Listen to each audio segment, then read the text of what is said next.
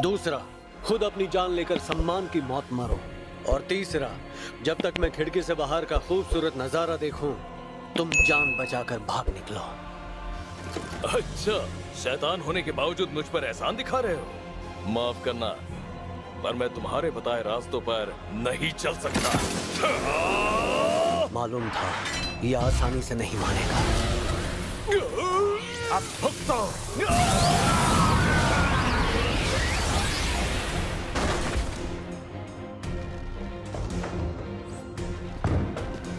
आइक सर, आप ठीक तो हैं? इसके घाव ठीक करो। क्या? जिन सैनिकों ने सरेंडर किया उनका भी इलाज करवाओ।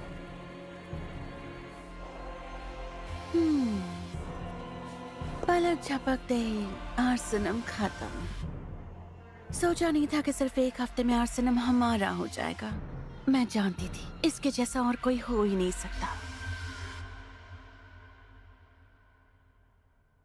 बैरियर मैजिक, जंग खत्म हो गई।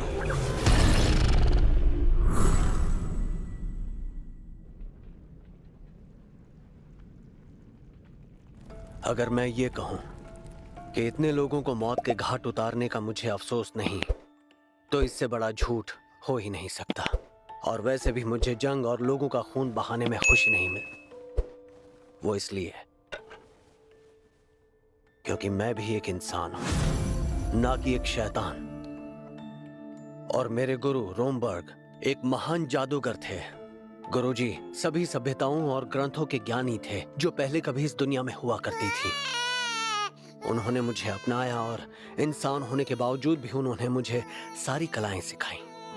गुरुजी ने मुझे हर तरह का ज्ञान और जादुई कला के बारे में बताया, लेकिन अपने आखिरी पलों में उन्होंने मुझे गौर देकर कहा कि उस खोई हुई सभ्यताओं के बारे में किसी को ना बताऊं, वरना तबाही मच जाएगी।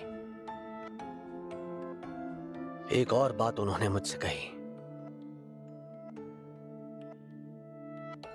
मेरी बात ध्यान से सुनना। चाहे जमीन आसमान एक हो जाए, ये पोशाक और मास्क कभी मत उतारना। तुम्हारी असली पहचान दुनिया के सामने आ गई तो डीमन लॉर्ड तुम्हें माफ नहीं करेंगे। ठीक है सर।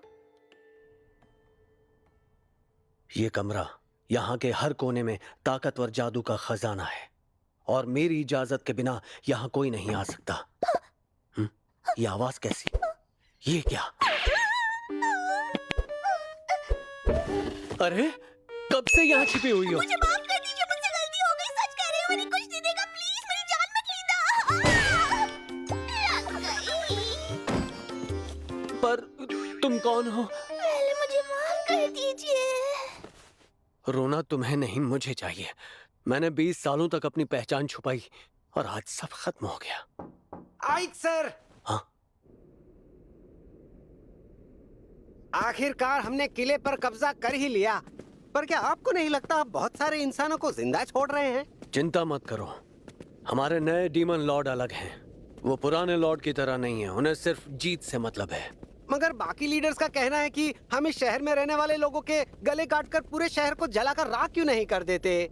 अगर हम सभी को मार डालेंगे तो फिर टैक्स किससे लेंगे? तुम भूल गए क्या? आर्सेनम व्यापारों का शहर है। अगर शहर में कोई रहेगा ही नहीं तो फिर आपस में लेन देन कौन करेगा? हाँ, आपकी बात में दम है सर, लेकिन हम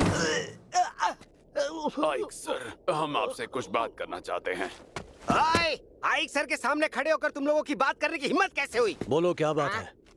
हम बस ये जानना चाहते हैं कि डीमन लॉर्ड की आर्मी को हमें कितना टैक्स भरने की जरूरत है। जितना आज तक भरते आए हो।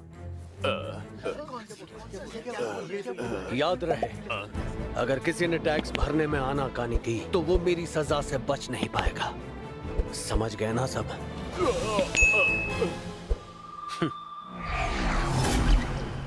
अरे ये तो छू मंतर हो गए।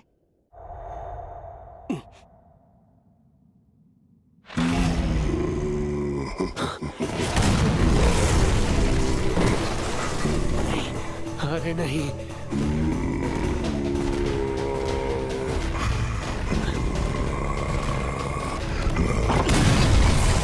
आपने वादा किया था कि इस तरह अचानक आप नहीं आएंगी कमांडर।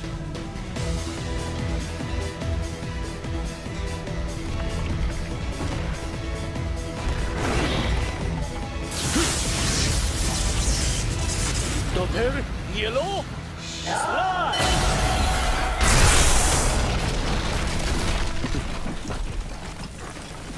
क्या बात है।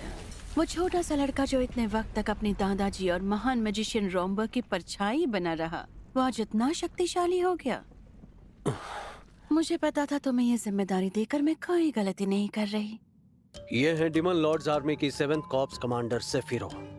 सीधे शब्दों में कहूँ तो ये मेरी बॉस है और इकलौती डीमन जिन्हें मेरा राज पता है।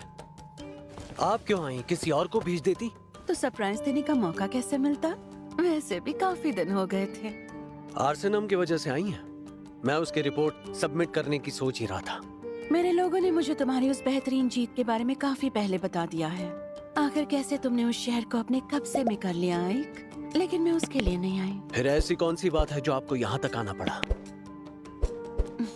दरअसल बात यह है कि डेरोकोटे ने तुम्हें मिलने